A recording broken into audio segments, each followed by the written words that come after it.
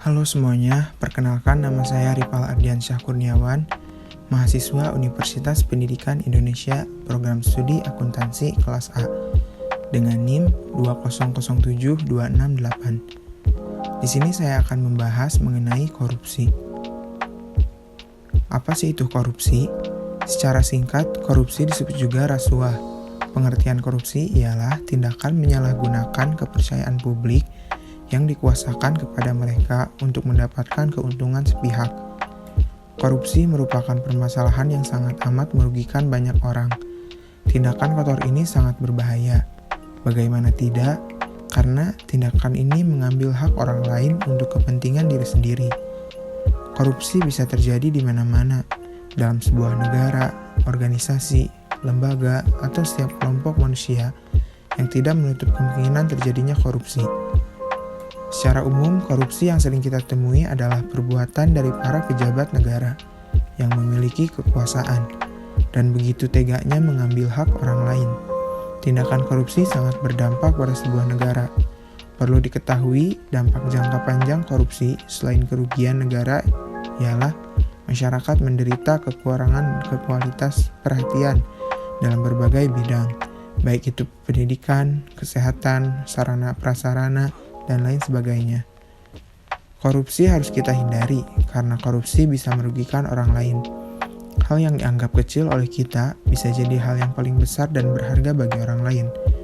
Para pelaku korupsi telah hilang rasa kemanusiaan dan hati nuraninya yang dengan tega melakukan tindakan kotor itu.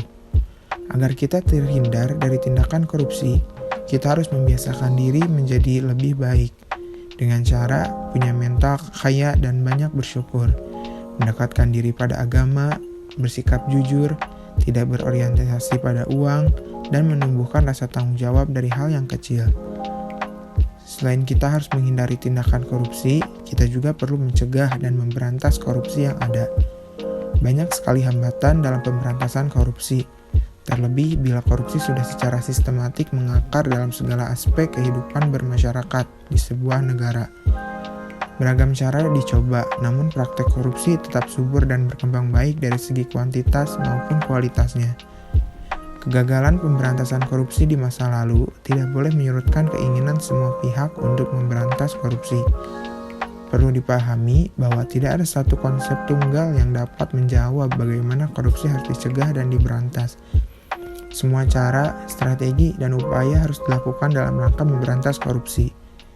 Terdapat upaya atau strategi yang dilakukan untuk memberantas korupsi yang dikembangkan oleh United Nations yang dinamakan The Global Program Against Corruption dan dibuat dalam bentuk United Nations Anti-Corruption Toolkit. Yang pertama, upayanya itu yaitu dengan pembentukan lembaga anti korupsi. Yang kedua, pencegahan korupsi di sektor publik.